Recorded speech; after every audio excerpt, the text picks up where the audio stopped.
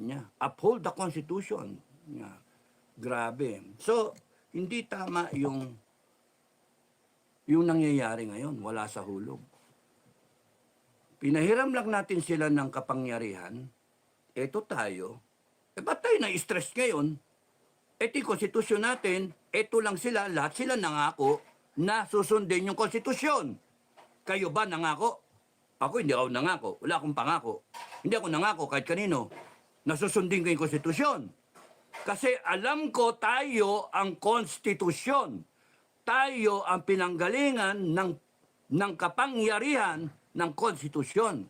Tayo ang nagbigay ng hininga at halaga sa konstitusyon. Tayo ang nagbigay buhay. We, the sovereign Filipino people, etc., yung huling-huli, do ordain, binasbasa natin, and promulgate this Constitution. Sa ating galing lahat ang kapangyarihan, mga kababayan. Constitution. Kaya kung nakikita natin na ang Constitution natin ay nilalabag, binabiolate, no?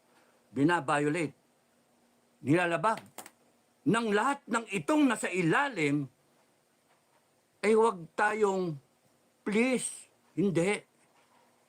Ipakita natin na tayo mismo ay hindi sang-ayon sa ginagawa nila. Ipakita natin ang kapangyarihan ng taong bayan.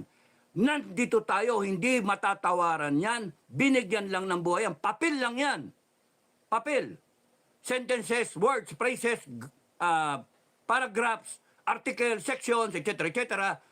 Lahat yan, papel lang yan, lahat. Pero binigyan ng buhay ng mga Pilipino.